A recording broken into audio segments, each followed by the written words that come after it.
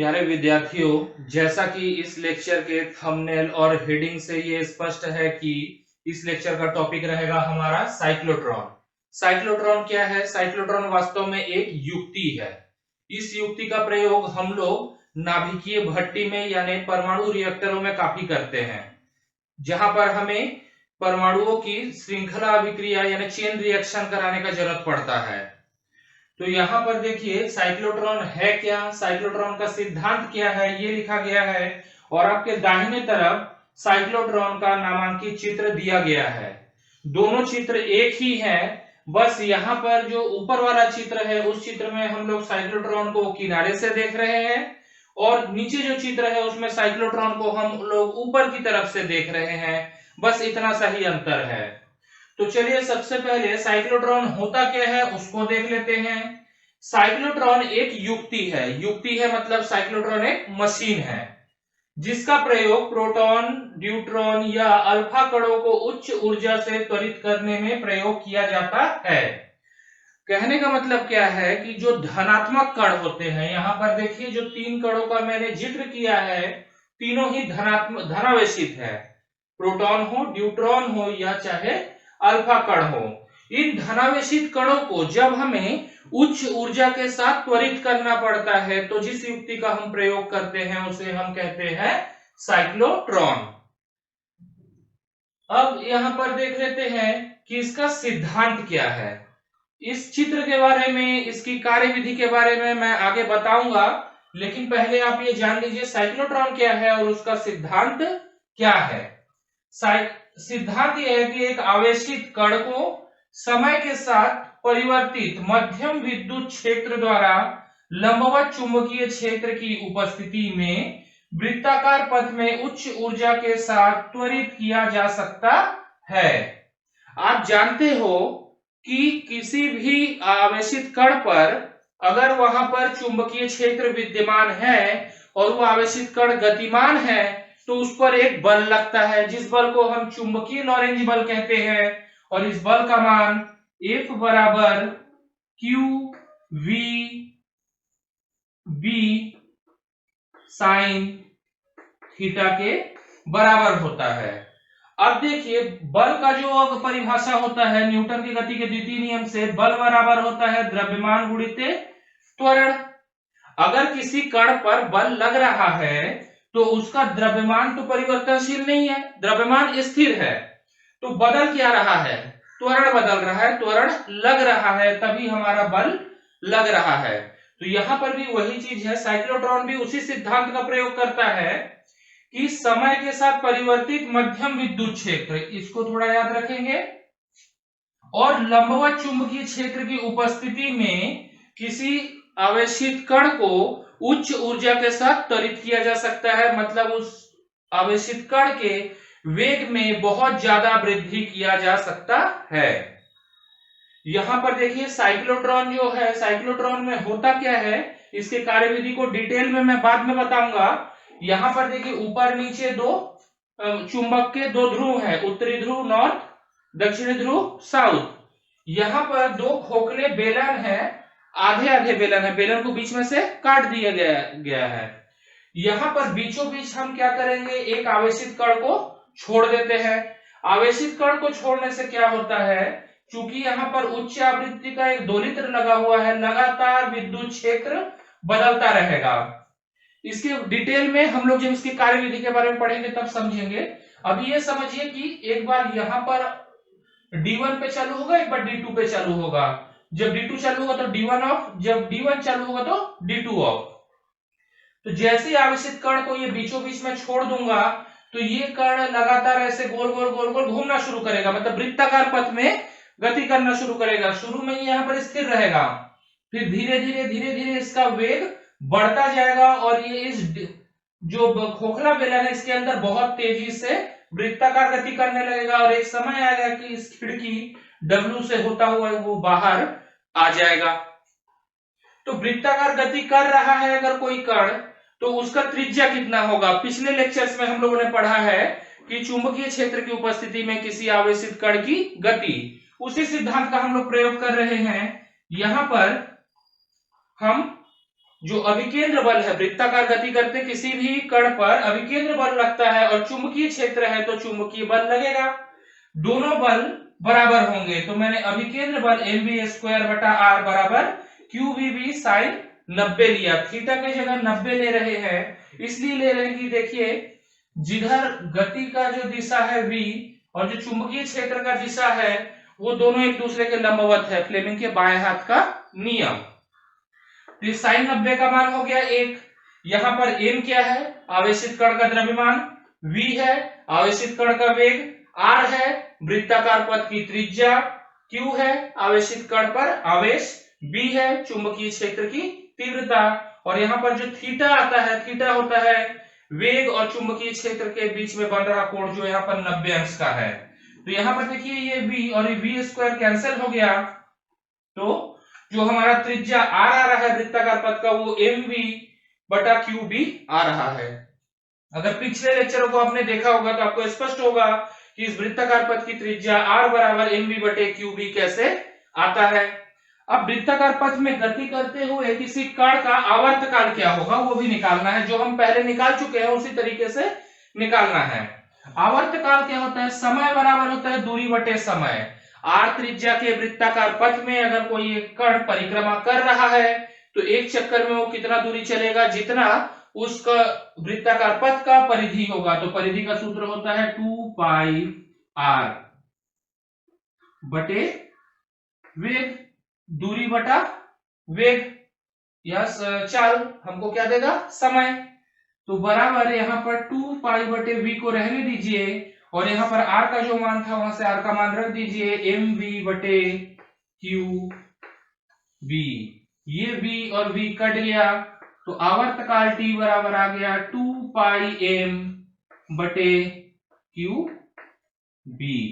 ये आ गया आवर्तकाल आवेशित कण को एक परिक्रमा पूरा करने में, वृत्ताकार पथ में एक परिक्रमा पूरा करने में लगा समय ही आवर्तकाल होता है। अब इसी प्रकार जब आवर्तकाल होगा तो उसकी आवृत्ति भी होगी आवेशित कण की। 1 सेकंड में एक आवेशित कण कितना परिक्रमा पूरा करता है उसी को हम कहते हैं उस आवेशित कण की आवृत्ति। इधर को मैं मिटा देता हूं। आप जानते हैं कि आवृत्ति यानी फ्रीक्वेंसी जो होता है उसको f से प्रदर्शित करते हैं और ये आवर्तकाल के व्युत्क्रम के बराबर होता है। तो हमारा आवृत्ति जो है वो हो गया qb बटे 2 पाई m। ये हो गया हमारे आवृत्ति का सूत्र। तो मेरे ख्याल से साइक्लोट्रॉन के ये दो टॉपिक आपको, दो पॉइंट आपको क्लियर हो गए होंगे। साइक्लोट्रॉन क्या है, सीधा सीधा एक युक्ति है जिसका प्रयोग हम धनावेशित कणों को उच्च ऊर्जा के साथ त्वरित करने में अर्थात उसके वेग में बहुत ज्यादा वृद्धि करने में प्रयोग करते हैं। सिद्धांत क्या है, सिद्धांत ये है कि समय के साथ परिवर्तित मध्यम विद्युत क्षेत्र जो होता है, मध्यम मतलब मीडियम, और लंबवत चुंबकीय क्षेत्र की उपस्थिति में उस आवेशित कण को हम लोग बहुत अधिक ऊर्जा से त्वरित कर सकते हैं, मतलब उसके वेग में बहुत ज्यादा वृद्धि कर सकते हैं। और जब परिक्रमा कर रहा है यहाँ पर आवेशित कण, तो हमने उस परिक्रमा का जो कक्ष है, वृत्ताकार कक्ष जो है, उसका त्रिज्या, आवेशित कण का आवर्तकाल, एक परिक्रमा पूरा करने में लगा समय, और उसके बाद 1 सेकेंड में किए गए कुल परिक्रमाओं की संख्या, आवृत्ति निकाला। ये दो टॉपिक हो गया। इसके बाद कुछ और पॉइंट टॉपिक नहीं है, ये कुछ पॉइंट्स है। तो ये कुछ पॉइंट्स हो, 2 पॉइंट्स हो गए। अभी इसके साइक्लोट्रॉन के आगे के पॉइंट्स देखते हैं। उम्मीद है ये आपको समझ में आया होगा।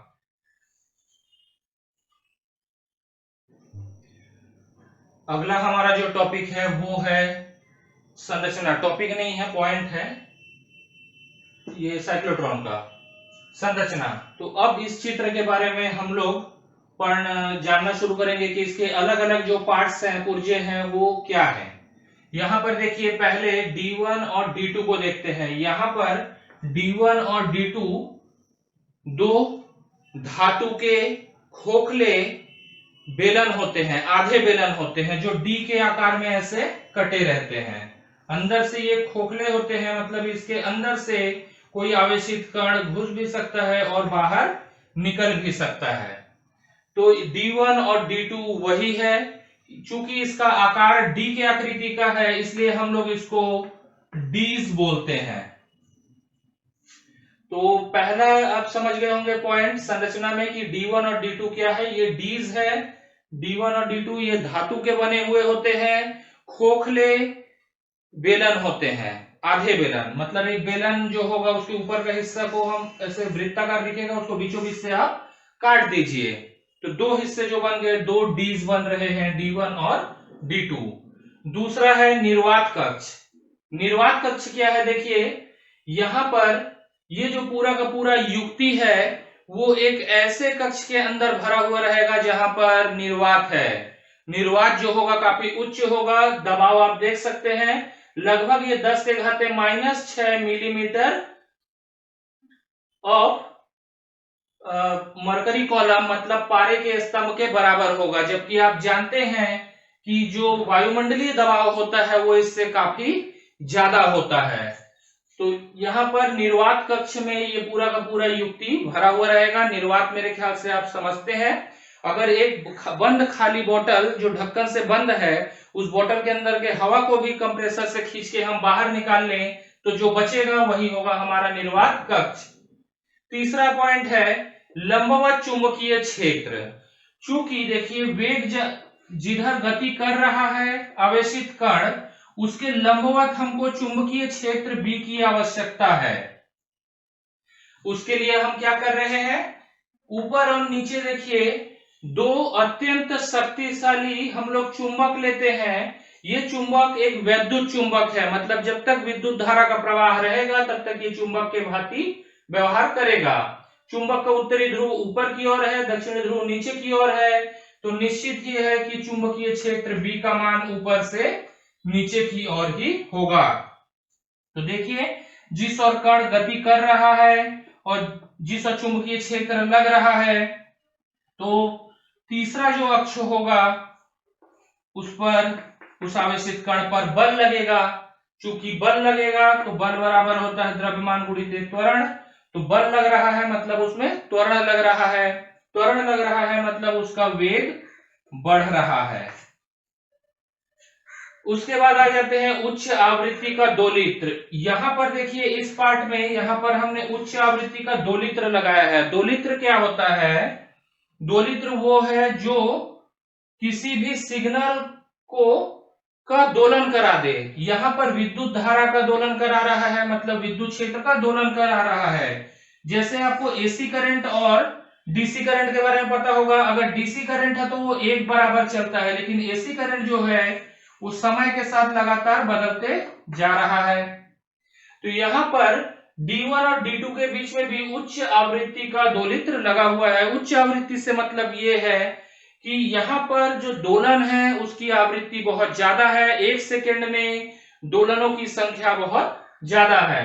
तो चौथा पुर्जे हमने क्या लगाया, उच्च आवृत्ति का दोलित्र। पांचवा है खिड़की। खिड़की क्या है, देखिए दो डीज है D1 और D2। यहाँ पर जो D1 है वहां पर हम लोग यहाँ पर एक खिड़की बना देते हैं कि जब यहाँ पर हमने इलेक्ट्रॉन को छोड़ा वो तेजी से वृत्ताकार पथ में घूमना शुरू किया और करते हुए खिड़की पे आता है। खिड़की पे आके यहां से वो एक प्रोटॉन पुंज के रूप में बाहर निकल जाता है और लक्ष्य पे आके टकरा जाता है। तो ये खिड़की हो गया। तो ये हो गया आपके संरचना। ये जो चित्र है इसके हर पार्ट मेरे ख्याल से अब आपको समझ में आ गया होगा। यहाँ पर भी ये है खिड़की हमारा W, जहां से ये लक्ष्य पर प्रोटॉन का जो पुंज है वो बाहर निकल रहा है। अब देखते हैं अगला पॉइंट है कार्यविधि। कार्यविधि, ये साइक्लोट्रॉन कार्य कैसे करता है। परीक्षा में जब भी आएगा तो आप कार्यविधि नहीं लिखेंगे, समझने के लिए मैं बस समझा रहा हूं। आप समझने के लिए अभी के लिए नोट कर लीजिए, लेकिन परीक्षा में कार्यविधि नहीं लिखना है। कार्यविधि लिखने के आपको नंबर नहीं मिलेंगे।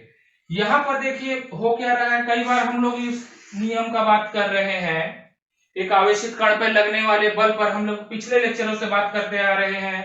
यहाँ पर भी वही चीज है। यहाँ पर हम क्या कर रहे हैं, 2D के बीचों बीच में हम लोग एक आवेशित कण को छोड़ देते हैं। मान लेते हैं कि दोलित्र D1 में विद्युत क्षेत्र है, D2 में विद्युत क्षेत्र नहीं है, मतलब एक में होगा आवेश तो एक में विद्युत क्षेत्र होगा तो दूसरे में नहीं होगा, क्योंकि दोलित्र है, एक चालू होगा तो दूसरा अपने आप ही बंद हो जाएगा। तो यहां पर क्या होता है, दोलित्र के कारण यहां पर जो आवेशित कण हमने छोड़ा, पहले वो D1 की तरफ आकर्षित होता है, फिर D1 का सप्लाई जैसे ही बंद हुआ वो D2 की तरफ चला गया, D2 की तरफ, फिर D2 का सप्लाई बंद हुआ तो वो D1 की तरफ आ गया। इस प्रकार वो क्या होगा, लगातार ऐसे त्वरित होना शुरू होगा और बहुत तेजी से यहाँ पर इस डिस्क के अंदर घूमना शुरू कर देगा। अब ये घूम रहा है तो यहाँ पर विद्युत क्षेत्र में परिवर्तन हो रहा है, इस कारण वो घूम रहा है। लेकिन देखिए, मान लीजिए ये मेरा हथेली है जिस पर आवेशित कण घूम रहा है, और इसके लंबवत नीचे की ओर ये जो है चुंबकीय क्षेत्र B के कारण एक चुंबकीय क्षेत्र नीचे की तरफ लग रहा है, तो एक बल लगेगा फ्लेमिंग के बाएं हाथ के नियम से। ये आपको पता होगा, चुंबकीय क्षेत्र, गति, बल, ऐसे करके 3 अक्ष होते थे। ठीक इस पे वैसे ही बल लगेगा। बल लगने से क्या हो रहा है, त्वरित होना शुरू हो रहा है वो कण, उसका आवेशित कण का वेग बहुत तेजी से बढ़ने लगता है। बढ़ने लगने से क्या होता है, एक समय ये खिड़की W पे पहुंचता है वो आवेशित कण, और यहां से एक प्रोटॉन पुंज के रूप में बहुत तेजी से बाहर आता है और इस लक्ष्य से आके टकरा जाता है। यही है हमारा साइक्लोट्रॉन का कार्य विधि। ये 2 और पॉइंट हो गए, तो कुल मिला के अब 4 पॉइंट हो गए। कुछ और पॉइंट्स बचे हुए हैं साइक्लोट्रॉन के, उसको भी देख लेते हैं।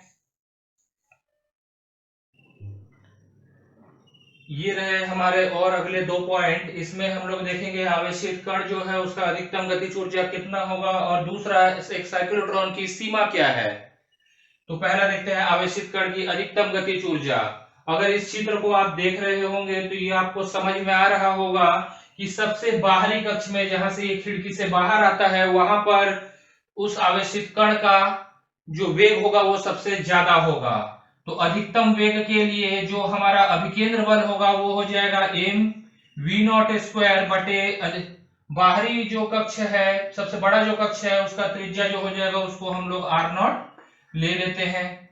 अब इसके बाद ये चुंबकीय बल के बराबर हो जाएगा, तो ये हो जाएगा qv0b sin 90, लिखते नहीं है, उसका मान 1 होता है, ये हम जानते हैं। तो यहां से देखिए हम लोगों का वैसे ही हम लोग वेग निकालेंगे जैसे अभी तक निकालते आ रहे हैं। हम लोग त्रिज्या निकालते थे साधारणतः, इस बार हम लोग क्या निकालेंगे, वेग। ये v0 कट गया, तो यहां पर आ गया v0 बराबर qb r0 बटे m। तो अधिकतम गतिज ऊर्जा जो है, इसको अगर मैं k मैक्सिमम ले लूं, गतिज ऊर्जा का सूत्र क्या होता था, 1/2 mv0²। अब एक चीज आप देख रहे होंगे कि अधिकतम के लिए मैं यहाँ पर नॉट लगा दे रहा हूं, लेकिन द्रव्यमान में तो नहीं लगा रहा हूं। कोई भी वस्तु कण तेजी से चलने से उसका द्रव्यमान नहीं बदलता है ना। तो यहाँ पर द्रव्यमान जो है उसका स्थिर रहेगा, इसलिए हम द्रव्यमान नहीं बदल रहे हैं। v0 का मान यहाँ पर आप रख दीजिए, तो यहाँ पर आ जाएगा 1/2 m। यहाँ पर जब हम v0 का मान रख रहे हैं तो यहाँ पर आ जा रहा है q² b² r0 का स्क्वायर बटे m²। ये m और m यहाँ कैंसिल हो गया, तो अधिकतम गतिज ऊर्जा जो है वो आ गया q² b² r0² बटे 2/m। यहाँ पर q जो है वो है आवेशित कण पर उपस्थित आवेश, b चुंबकीय क्षेत्र की तीव्रता, r0 सबसे बाहरी कक्ष की, बाहरी वृत्ताकार कक्ष की त्रिज्या, 2 अचर है, और m जो है उस आवेशित कण का द्रव्यमान हो गया। तो ये हो गया अधिकतम गतिज ऊर्जा, आवेशित कण की अधिकतम गतिज ऊर्जा का सूत्र। अगला देखते हैं सीमाएं। पहला देखते हैं सीमाएं। क्या साइक्लोट्रॉन सभी कणों को बहुत अधिक ऊर्जा से त्वरित कर सकता है? नहीं। आप याद रखेंगे शुरू से, अगर आप ध्यान दिए होंगे इस लेक्चर में, तो मैं बोलता जा रहा हूं कि धनात्मक कण की मैं बात कर रहा हूं, कभी भी ऋणात्मक कण की बात नहीं करता हूं। ये जो साइक्लोट्रॉन है वो ऋणात्मक कणों को त्वरित नहीं कर सकता है। कारण क्या है मैं बता रहा हूं। अगर मैं एक प्रोटॉन की बात करूं तो 1.67 × 10⁻⁻27 kg के लगभग एक प्रोटॉन का द्रव्यमान होता है। और अगर मैं एक इलेक्ट्रॉन की बात करूं तो ये 9.1 गुणित 10 के घाते माइनस 31 किलो के बराबर होता है। दोनों में से भारी कौन हुआ? जाहिर सी बात है प्रोटॉन। प्रोटॉन भारी है, इलेक्ट्रॉन काफी हल्का है। यही कारण है, लगभग 1000 गुने से भी ज्यादा हल्का है। यही कारण है कि जब इलेक्ट्रॉन को हम लोग यहाँ त्वरित करने का प्रयास करते हैं तो उच्च ऊर्जा मिलने से ये इलेक्ट्रॉन इस कक्ष से बाहर फेंका जाता है, वृत्ताकार कक्ष से बाहर ही फेंका के कहीं भी टकरा जाता है। इसीलिए हम हल्के कणों जैसे इलेक्ट्रॉन जो प्रोटॉन की तुलना में हल्का है उसको हम साइक्लोट्रॉन के सहायता से त्वरित नहीं कर सकते हैं। दूसरा, मेरे ख्याल से पहला पॉइंट आपको क्लियर हो गया होगा कि ऋणावेश क्यों नहीं हो सकता इसमें त्वरित। दूसरा है न्यूट्रॉन। न्यूट्रॉन जो होता है ये अनावेशित होता है, न्यूट्रल होता है, इसमें न धनावेश होता है न ऋणावेश होता है, अतः यह चुंबकीय क्षेत्र के प्रति किसी भी प्रकार का प्रतिक्रिया नहीं करता है।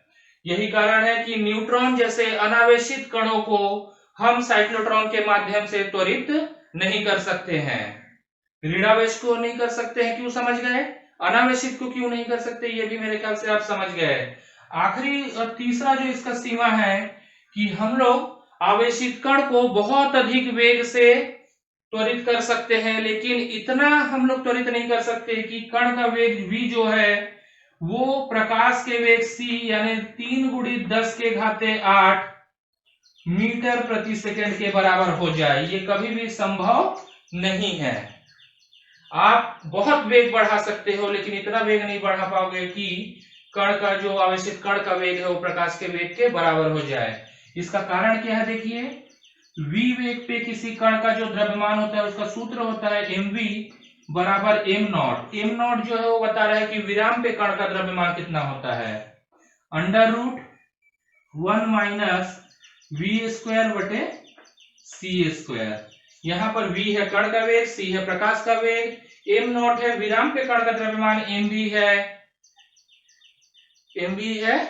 v वेग पे उस कण का द्रव्यमान। अभी आप बोलेंगे कि थोड़ी देर पहले तो सर आप बोल रहे थे कि ये जो द्रव्यमान m है वो वेग के साथ परिवर्तित नहीं होता है। ये बहुत अधिक वेग के लिए एक ये परिकल्पना है, इसको वास्तव में किसी ने करके देखा नहीं है। लेकिन साधारणतः आप सिंपल अपने डेली लाइफ से समझिए, आप कहीं बैठे हैं या आप दौड़ रहे हैं बहुत तेजी से, तो क्या आपका द्रव्यमान बदलेगा? नहीं बदलेगा। अगर बदल भी रहा है तो वो नगण्य होगा। लेकिन ये एक एक्सेप्शनल केस है, ये एकदम अलग केस है जहां पर प्रकाश के वेग से हम किसी कण को चला रहे हैं, जो वर्तमान में अभी के समय में तो असंभव ही है कि किसी कण को हम प्रकाश के वेग से चला लें।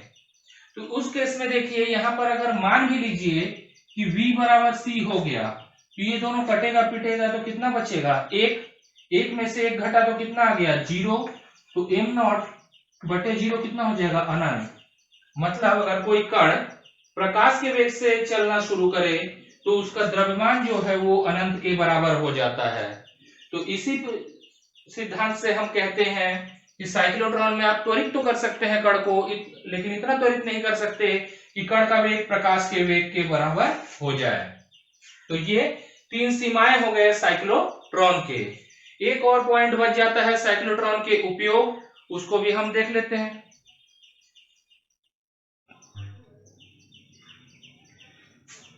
स्टूडेंट, साइक्लोट्रॉन का जो प्रयोग है उसमें पहला प्रयोग जो होता है इसका नाभिकीय रिएक्टर में, नाभिकीय रिएक्टर यानी परमाणु भट्टियों में इसका बहुत ज्यादा प्रयोग होता है।